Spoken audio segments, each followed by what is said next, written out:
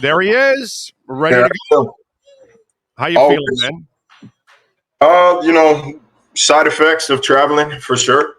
But apartment kind of looks like a disaster right now. Just it's luggage and shoe boxes and laundry bags everywhere. But it's all right, man. It's that time of year. That's It's right. that time of year. Trying to taking it slow past couple days. Taking a couple vitamins and getting my immune system back in order. Mom is begging me go get a flu shot, go get a COVID shot. It's like I will as soon as I am in one place for more than 4 days. GetNatureB.com, bro. I'm just saying. I've been taking it for 20 years, bro. I rarely ever have a cold. And it boosts the shit out of my immune system. I've been all right like the past, as far as just like really just down bad sick. I've been fine for the past couple months. But it's just, when I feel a little tingle in my throat, little scratchiness, especially with a little fatigue, it's like, all right, what I'm not going to do, I'm not going to be the reporter that brings illness into a locker room. I will not. So I just kind of sit back, monitor from YouTube, from live streams, and, stay healthy for all of us.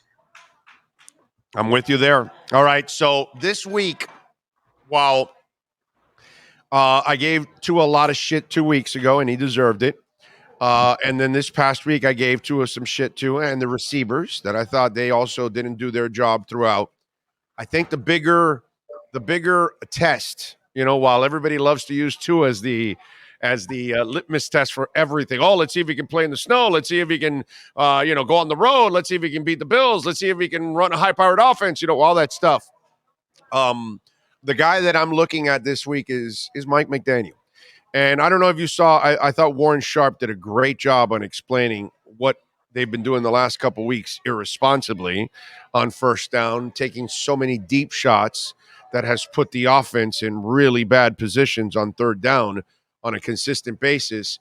And he didn't adjust to what the Chargers did to him this past week. I thought there was a little arrogance to what they've been doing the last couple of weeks, that they've kind of felt like they are indefensible almost. And guess what? They can defend them, and they can out-scheme them, and they didn't do a good job. For me, I find it more of a test for McDaniel this week than anybody else, because if McDaniel does his job, I believe the offense will then do their job. Yeah, if somebody asked me, I've been doing a few of these, Buffalo week. I got something every day to go on. Somebody asked me if there's a blueprint out for how to beat the Dolphins. I said, there's a blueprint every time a team loses. The blueprint of how to beat them is out into the world. It's all about the reason why they don't always stick is because coaches adjust. You adjust to the blueprint. You get punched, and you counter. So it's McDaniel's time to counter. You're right. I don't think they were ready for that level of physicality that the Chargers brought on Sunday. We've heard him say it multiple times. It disrupted the timing of that offense, and it seemed like they still continued to take quick shots because they are deep shots. Guys couldn't get open quickly off the line. I think you've got to reincorporate the short passing game here against Buffalo. Obviously, it's going to be windy. It's going to be snowy. You're not going to be able to push the ball downfield. There is not going to be a 60-yard bomb to Tyreek Hill. If Tyreek scores on a 60-yarder, it's because he ran 57 of them, Amen. to the house. So, and you say, they say, you got to run the ball, And you're not wrong when you say that, but you can use the short passing game in place of that running game. I saw the Bills do it a lot, ironically, with Cole Beasley, and now that he's back in Buffalo, and now that Brian Dable's in New York, I can tell this story. He told me the reason why Cole is getting all these short targets and these short yardage, targets is because they can't run. It's like, we can't run the ball. I have to use Cole like this. We have to use guys out of the slot like that. So, I would expect a lot more of that. We heard Tua say, like, he wants to get those quick completions. He's got to see the ball go through the hoop. And I don't feel like, that's what they did Sunday against the Chargers. First play of the game, deep shot to Tyreek, and it falls incomplete. And then the second is incomplete. And then third down is incomplete. So the rhythm's off from the start. let that man hit some layups. Why you think guys do layup lines before basketball games? You see a ball go through the hoop, baby. That's all you got to do. And by the way, and meanwhile, you're watching the entire night. The other guy wasn't throwing deep shots. He sliced you apart in a 25-yard box. Sliced you apart. And meanwhile, you keep taking the deep shots. There was a level of arrogance to what they were doing. And I think he got a nice fat piece of humble pie this week. And for me, I think Tua would have played better, and so would have the receivers if things would have been diagrammed a little differently. You know what I mean? And if he would have countered to what they did and would have had more short passes, would have added the running game, hell, you probably would have won that game because you were down only by 6, dude. One stupid touchdown changes the complexion of that entire game, and you walk out of there, with a victory. And so to me, it's the indictment is on McDaniel this week. I have to lay it more on him than anybody else. Injury-wise, how are they doing going into this game? Well, Elijah Campbell, Eric Rowe, they're both out. We're not going to see them this weekend. River Craycraft is doubtful. I don't think it's backbreaking, but I think it's a little more important than I think people's knee-jerk reaction is going to be because of how good River's been, how much of a target he has been in short yardage situations for Tua this year. It just impacts the depth of guys that can run out of the slot. He's doubtful. Teron Armstead, questionable. McDaniel said he's good spirits throughout the week. They're hopeful that he'll be good to go. I would expect him to play. He's going to have to, what's it called? It's going to be pain management because it's going to be cold. You're going to be stiff. It's a short week, but he did get out of Sunday night with no setbacks. That's a big deal. Jeff Wilson, questionable. Again, you got to think, how effective are you going to be coming off a hip injury when you've got to basically high knee and high step your way through a snowy field? So I'm not sure. I think that'll be a game time, see how it feels before the game type of deal. Teddy Bridgewater, also questionable. There's not really much needing to explain there. Teddy backup quarterback is questionable. Yeah. I'm not. They're not. Yeah. I'm not really worried about that. Respectfully, of course, all due respect to Teddy, it's like if Uno ain't playing, you ain't winning. Backup, if Bridgewater or Thompson have to come in, it's over. It's over. That's all. Yeah, as I said in the offseason, and I'll stick with what I said. If one ain't playing, the season's over, bro. I don't care what you tell me. You can try to keep it afloat with any of the other guys, and Teddy's a great man, but not the difference maker. So to me, it's just one of those deals. And Skylar's so young that to put those kind of expectations on him is just, unrealistic. And I get it that they see what Purdy's doing, and it's, who knows, man. We'll see if maybe that Cinderella shoe falls off, pretty soon, because I've seen plenty of young guys come in and play well, and then eventually they figure you out, and then you don't counter it after that. So we'll see. The Niners have had a few of them, right? They had C.J. Beathard and what's the other guy, Nick Mullins. Like they've had a few in that Shanahan system. That's why I'm not shocked that Purdy has played well. He is playing well. Like, let's not no ifs, ands, or buts about it. Yeah, he is hooping. He had a drop in the bucket to McCaffrey there. I think it got called back. But in the face of pressure, he made some throws last week against the Dolphins and this past week against Tampa Bay. He made throws, dude. You got to give him credit. People might be making fun of the jeers might still be coming to Dolphins fans for losing to him a couple weeks ago. But I know one fan base that's not joking anymore. I know Bucs fans ain't joking no more. But Bucs fans, they got their championship, bro. They're fine. They're fine. They got their championship, So they're good. They can't. It's like the Rams. And people tell, well, the Rams now got all these issues. They gave away all their picks. Bro, they got their championship. They don't care. That's it.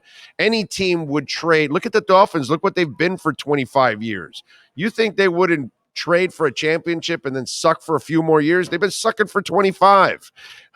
Who wouldn't want a championship? Any team would do that. The Rams are exempt from criticism this year for poor financial flexibility. They knew what they were getting themselves into. They didn't care. Bro. It worked out. The Bucks too, bro. It worked out. You brought in Brady. You got your title. Mission accomplished. So however it ends, it doesn't really matter. By the way, do you think Brady will come back? Because now that he's divorced, I almost feel like football is his family now. Because he kind of unfortunately, It you know what sounds I'm saying? it sounds unfortunate. I don't know, man. I've been paying a whole lot of attention to that. It's not like he's played poorly. I think that offense has been a disaster this year, just all around him. We knew during the joint practices, like when we saw how banged up that offensive line was. It's like, all right, this might not be the same for him this year. They're going to struggle this year, and he wasn't around, so I think they had some chemistry issues to tape together toward the for the first few months of the season. So I don't know. Maybe he comes back. Maybe he goes elsewhere. Maybe he goes to San Francisco. Maybe that's what I think. He goes to like San Fran, and then he tries to win a third title with a third different team. That would be just sick. I mean, he's already done something nobody else has done, winning 2 titles with 2 different teams. That's just, crazy already. If he goes to like San Fran and they say, no, why are we going to bring back Garoppolo? And if Purdy kind of falls off the deep end here, and they know Trey Lance is not ready still, you bring Brady in for a year with that offense. Damn, dude, that would be, and his hometown too. So he would get an opportunity to go play for the team that he grew up idolizing. I think the San Fran one could be an option for him. It's home. So yeah. It's home. Just Giselle just moved. I think and dude, that's a Super across the lake from him.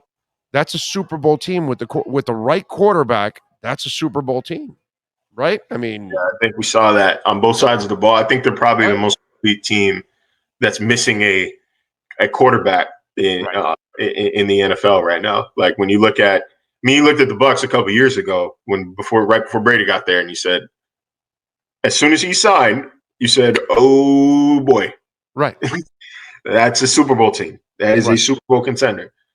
But it could go the other way, because I think if you saw the Broncos, you're looking at the Broncos when they trade for Russell Wilson, you say that's a dangerous team in the AFC. Well, yeah, at that moment I did. I was wrong as hell. Yeah. Everybody was. But there's no shame in it when everybody is wrong. Yeah. I think I knew a friend of a friend.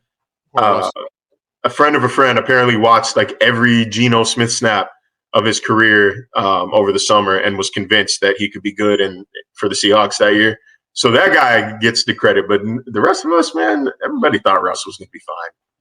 Yeah, I thought he would be all right overall over there, and he has been, absolutely hard. And he's a good dude. I know he's kind of corny in his own way, but he's a good person, and it's kind of he's. You don't think he's a good person?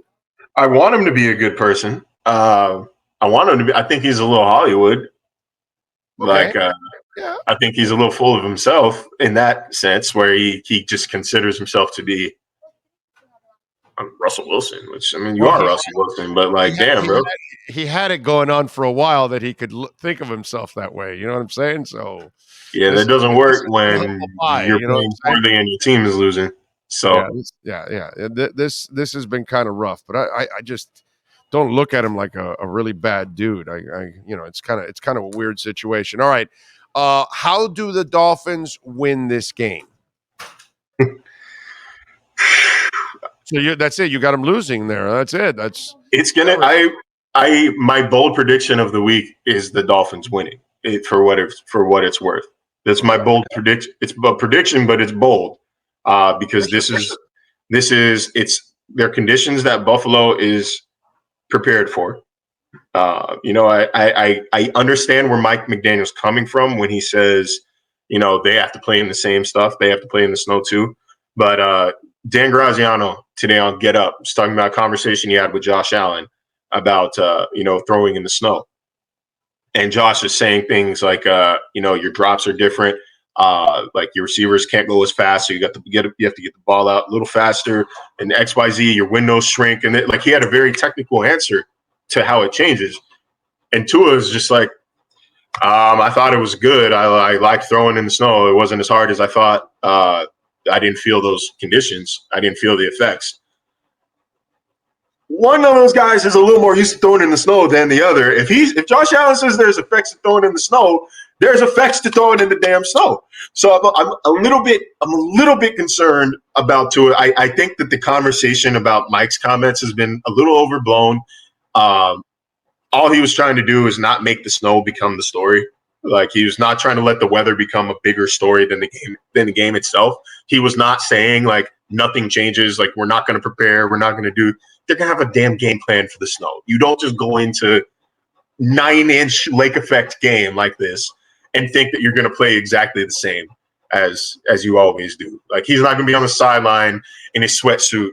And if he is, then he's got like one of those electric body suits that keeps you hot, like the skin tight electric, you know what I'm talking about? Yeah. Like, that'd be kind of badass actually to just see him on the sideline in the damn travel sweatsuit. Right. But, you know, if you want your coach to literally survive, you hope that he doesn't wear that.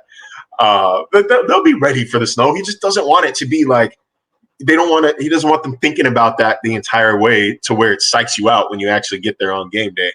But ironically, it's become a big enough talking point that if they're not ignoring it in that facility, then it will be a distraction. But how do they win the game? I did not answer the question. Right. You incorporate the short passing game. You hang on to the ball, win that time of possession quietly. The Dolphins are dead last in average time of possession over the past 2 weeks. It shouldn't be a surprise if you watch the game, but to hear it out loud, to hear like they are dead last in the NFL in drive time and time of possession, all the above, they have to be able to sustain drives here in the snow. Defense has to stay true to its lanes. Like, they've got to contain Josh Allen. It's not like they're going to air the ball out either. So, you know, it shouldn't be – it should be it should be a game. They got to be physical as well. They've got to win at the point of attack. Christian Wilkins, I think, is another X factor this game. He has been excellent over the past 2 weeks.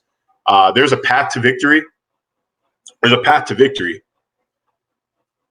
There's just a shorter path to defeat, if that makes sense.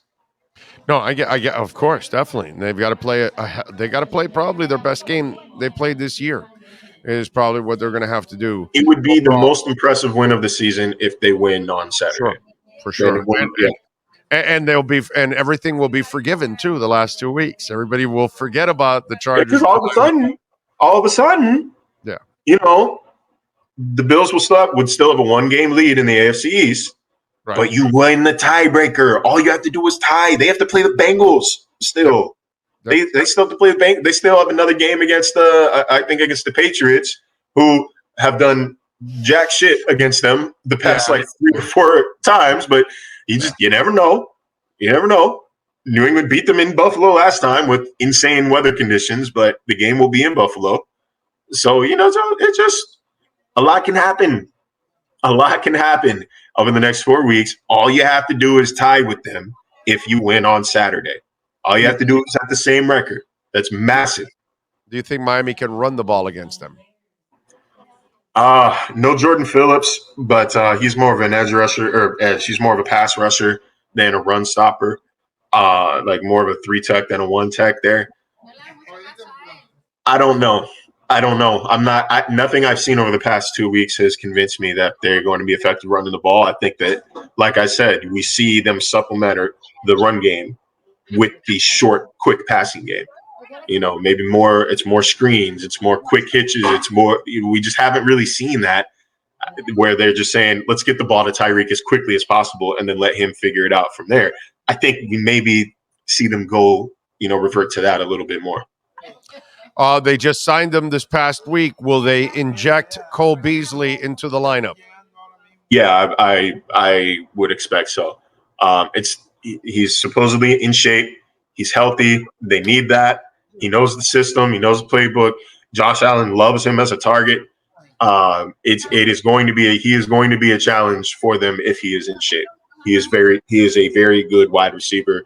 All opinions aside, I think he's not matured. I don't want to he's older than me, so I don't want to talk down to him like that. But it seems like he's really grown over the past several months. He's calmed.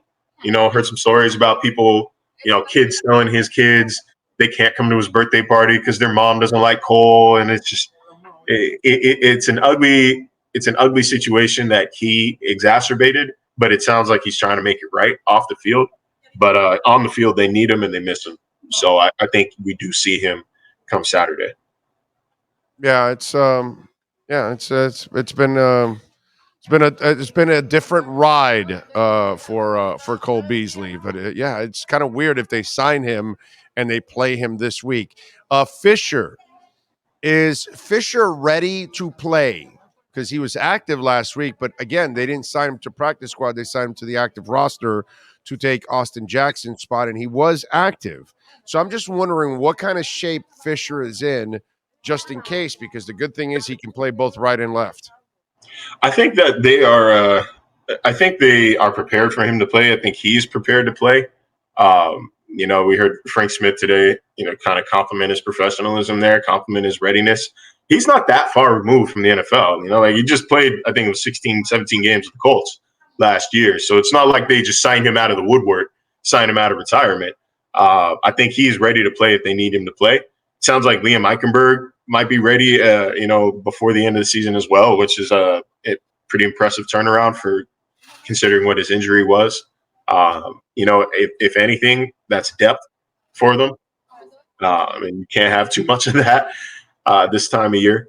But no, I would expect, if Armstead is hurt or can't go, that I think that it's Eric Fisher is the pretty obvious choice here. Okay. All right. Good stuff there. Wide receiver wise, how is Tyreek? How is Waddle health wise? Because obviously Waddle got tweaked a couple of weeks ago. And then obviously Tyreek, he had ice on the sidelines all the time throughout that game. Yeah, I think both players received treatment this week. Neither player is listed as questionable. So I think that's about as positive of a sign as you can ask for. They're going to go. They're going to be ready to play. We heard McDaniel say even before this last injury report came out that it was a bump and bruise type deal that he expected Tyreek to play through.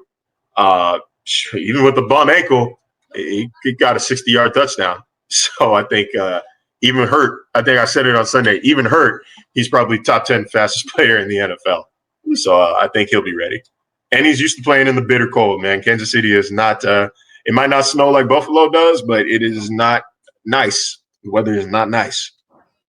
Well, to bring it full circle now and wrap it up, we talked earlier about how I feel this is a really stiff test for McDaniel as a coach to show us that, he can adjust to what's going on, because clearly what's been going on the last couple of weeks is going to be copied by a lot of people, and they're going to try to do the same thing. So you've got to now counter with all of this. One of the things we talked about, or several things that we talked about, one was the running game.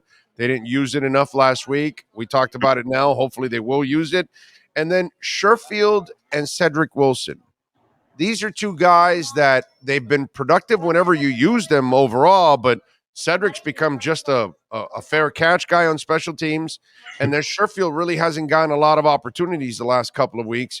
There's been so much dependence on Tyreek and then a little Waddle. Do you expect these other guys? I would throw Gesicki in there, but that doesn't seem to materialize ever. But Cedric Wilson and Sherfield have got to be guys that are involved in this offense too. Yeah, I mean Sherfield has been involved more or less over the past, especially during the winning streak. Right? Yes, but I mean the last couple of weeks. It's not the last couple of games. I mean, I think what we've seen the last couple of games is that the Dolphins are. They're sinking. They're sinking. And when you're sinking, like you're grabbing at, you're trying to grab whatever you can to pull yourself up. What is your most reliable thing to grab? Is your pair of 1,000-yard receivers. So you're going to look at, especially Tyreek. So I think we've seen Tua, for lack of a better term, panic, when nothing is coming open and he's having to hold on to the ball for that long. And what do you do when you panic as a quarterback? You go find your superstar. Go find the $30 million a year guy. That's why we've seen Tyreek drowning in targets over the past 2 weeks. But yeah, I mean, you're right, because teams are obviously going to shade coverage over to him. They're going to keep an eye on Waddle. This is why I said I think River Craycraft is like a sneaky, impactful guy to miss, because he can be and has been like that third guy who can sneak up and find an opening, find a crease in the defense, and pick up some chunk yardage.